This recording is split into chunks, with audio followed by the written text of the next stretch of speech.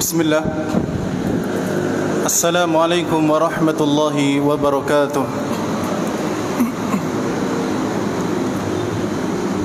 Alhamdulillah. Wassalatu wassalamu ala Rasulillah wa ala alihi wa mawalah, amma ba'du. Jamaah kaum muslimin wal muslimat rahimani wa rahimakumullah. Pada kesempatan sore hari ini, insyaallah kita akan lanjutkan pembahasan kita terkait dengan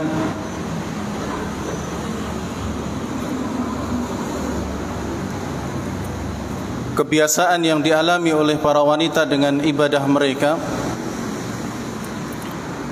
Dan kali ini insyaallah kita akan mengulang apa yang sudah pernah kita sampaikan di kesempatan yang terakhir. Namun tentu tidak sepanjang yang kemarin, mungkin akan kita singkat agar bisa mendapatkan poin-poin yang bisa kita fahami bersama. Dan kali ini jamaah yang dirahmati oleh Allah Subhanahu wa taala, kita akan membahas terkait dengan masa haid wanita dengan solat mereka. Poin yang pertama yang akan kita bahas adalah bahwa ulama sepakat wanita yang sedang haid, demikian pula wanita yang sedang nifas, mereka tidak diperbolehkan untuk melaksanakan solat. Jadi solat termasuk ibadah yang tidak dibolehkan untuk dilakukan oleh seorang wanita yang sedang haid dan juga nifas. Apabila mereka nekat untuk melaksanakannya, maka solatnya tidaklah sah. Hal ini sebagaimana yang disabdakan oleh Nabi SAW di hadis yang lumayan panjang yang kemarin kita sampaikan.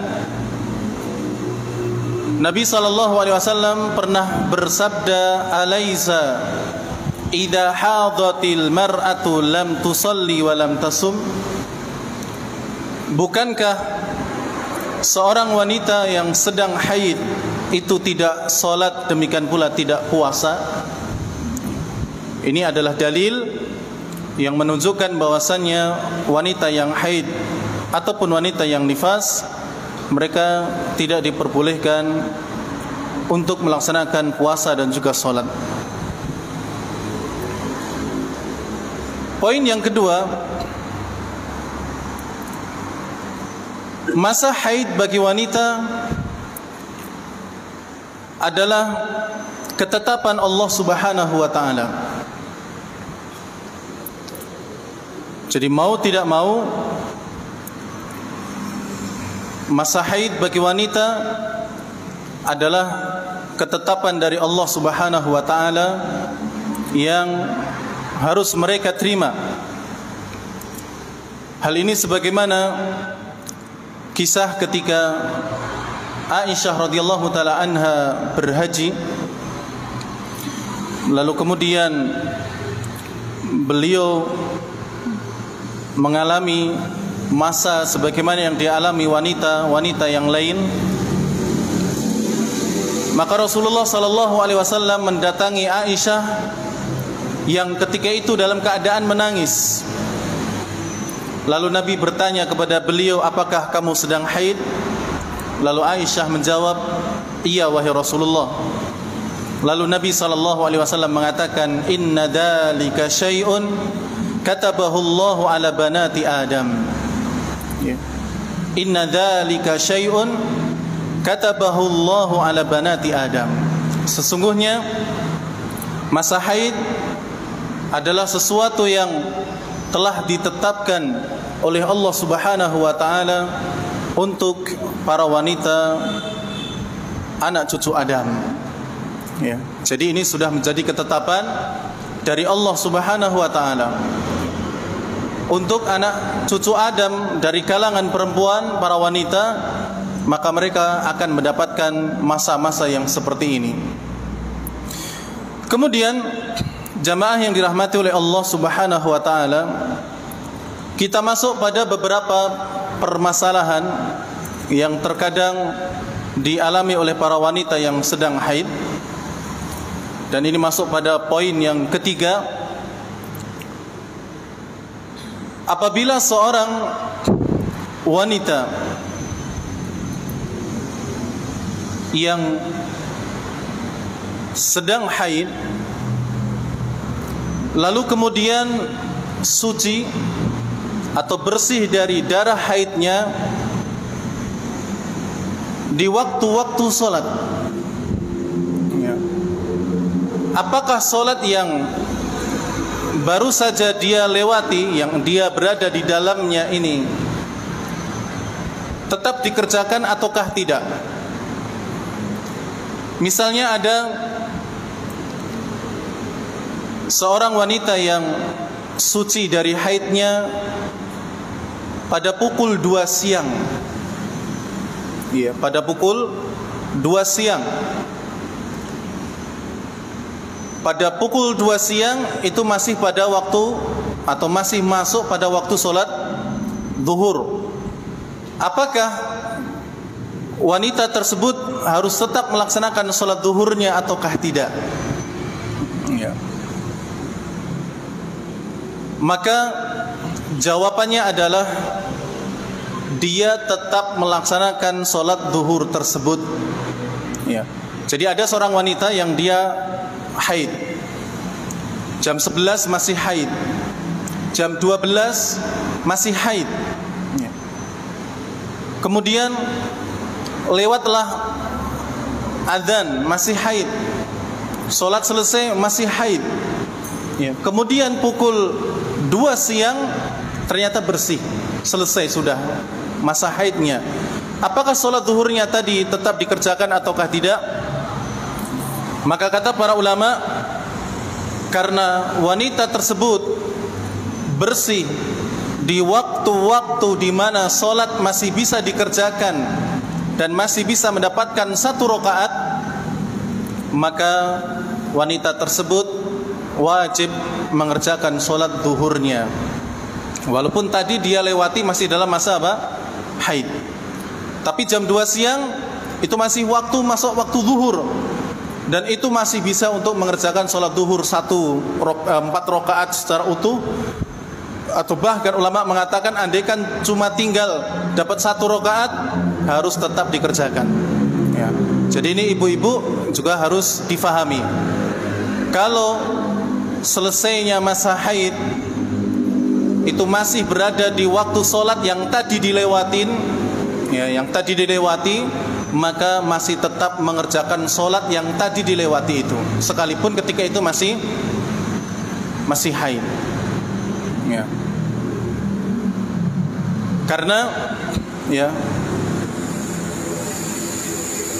waktunya masih waktu masuk sholat zuhur. Dan ini harus diketahui oleh ibu-ibu agar kemudian tidak menggampangkan. Semisal tadi kan masih haid, kemudian sholat zuhur sudah selesai, kemudian baru jam 2 suci, ya sudah kalau gitu nggak usah sholat zuhur. Tidak demikian.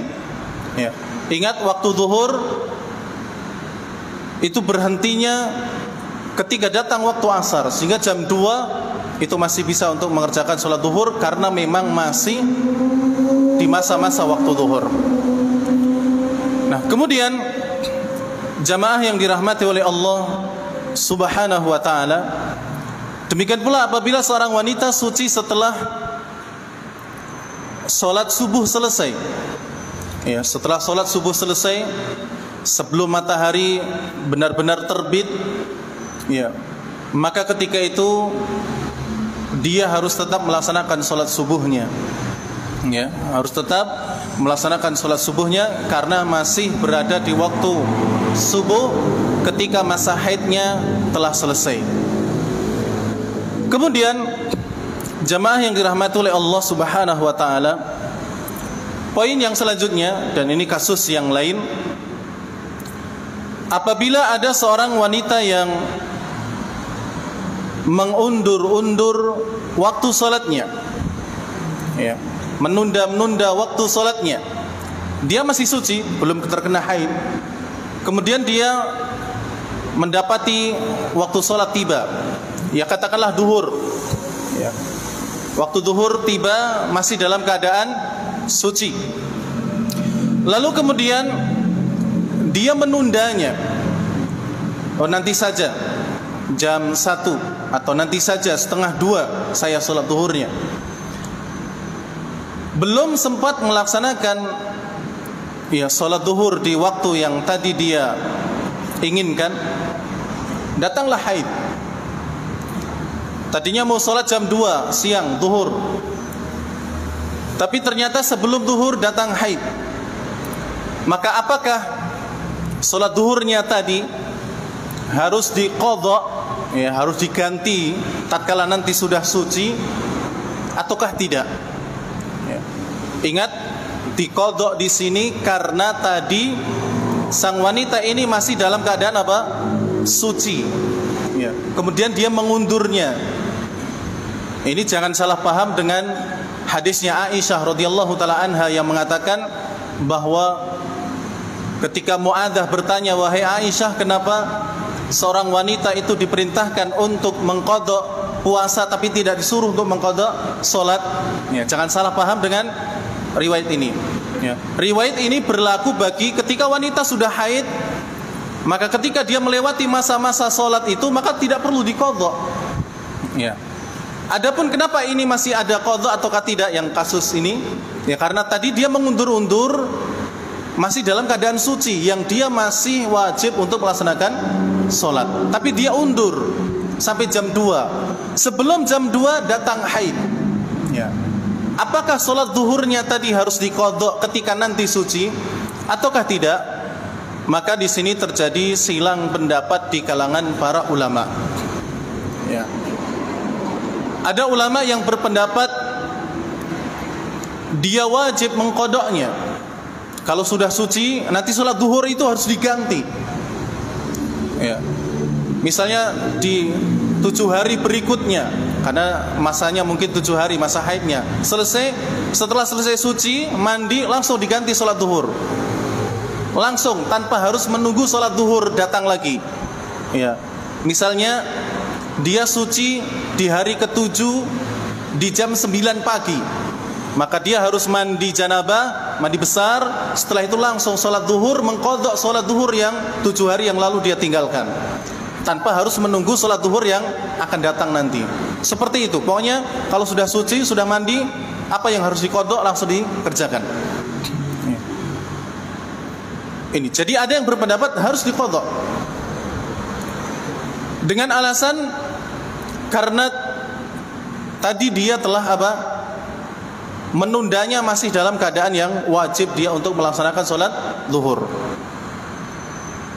Kemudian alasan yang lainnya, karena wanita tersebut disuruh mengqadha sebagai bentuk hukuman, ya, karena telah menunda-nunda waktunya, ya, sehingga pendapat yang pertama mengatakan wajib diqadha, diganti kalau nanti sudah suci. Pendapat yang kedua tidak harus, ya, tidak wajib diqadha. Alasan mereka adalah karena seorang wanita memiliki masa untuk melaksanakan sholat lebih luas dibandingkan dengan seorang laki-laki, ya. Karena seorang wanita memiliki pekerjaan yang luar biasa di rumah tangganya. Dia harus masak, bahkan mungkin mencuci, kemudian juga mengurusi anaknya, mengurusi suaminya.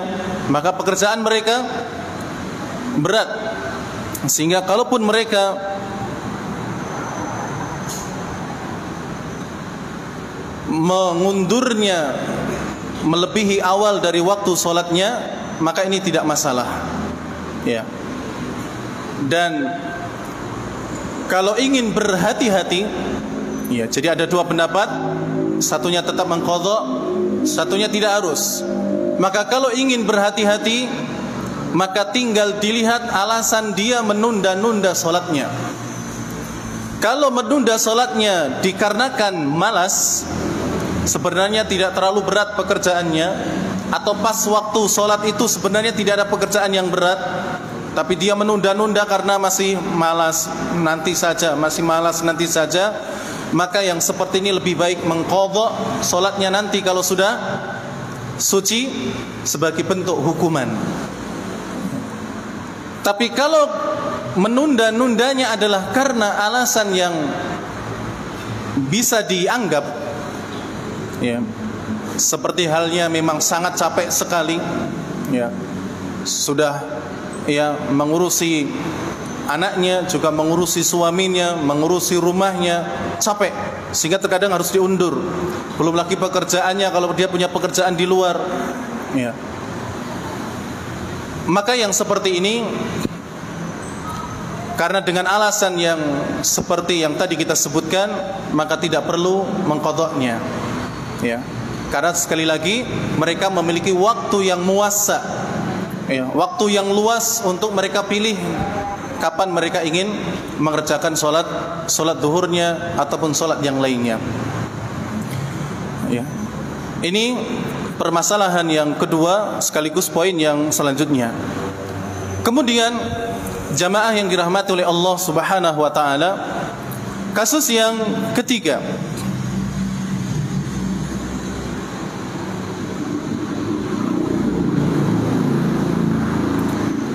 Apabila seorang wanita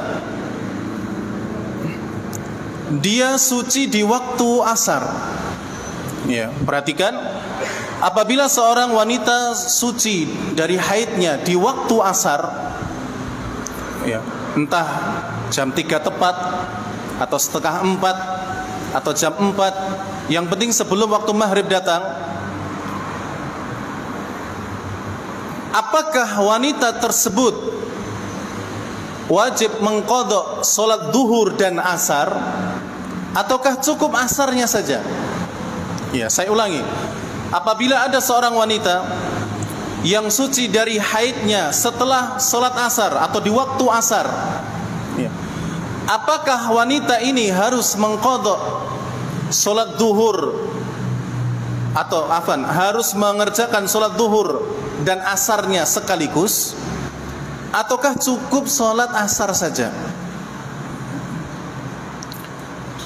Di sini terjadi silang pendapat lagi di kalangan para ulama. Pendapat yang pertama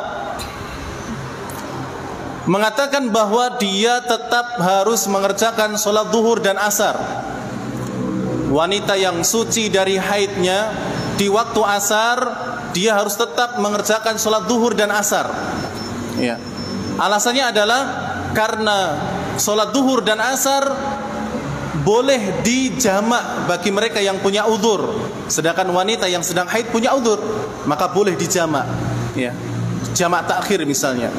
Atau seorang wanita suci dari haidnya jam 8 malam atau jam 9 malam, apakah maghrib dan isya-nya harus dikerjakan? Menurut pendapat yang pertama harus dikerjakan, ya. Karena maghrib dan isya bisa dijamak, zuhur dan asar bisa dijamak, maka harus apa? Harus dikerjakan. Ini menurut pendapat yang pertama. Dan itu dari Abdullah bin Abbas, salah satu sahabat Nabi yang mulia, berpendapat demikian. Pendapat yang kedua mengatakan tidak harus zuhur dan asar sekaligus, tapi cukup sholat asarnya saja, ya. Jadi yang diqadha, yang dikerjakan cukup sholat asarnya saja. Dan wallahu taala a'lam bishawab, ini adalah pendapat yang paling kuat berdasarkan sabda Nabi SAW, barang siapa yang mendapati 1 rakaat dari sholat asar sebelum tenggelamnya matahari, maka sungguh dia telah mendapatkan sholat asar, ya. Beliau tidak menyebutkan adanya sholat duhur, ya. Jadi orang yang sudah masuk sholat asar berarti sholat duhurnya sudah selesai, kecuali kalau dia punya udzur seperti safar, yang bisa dijamak takhir dan sebagainya.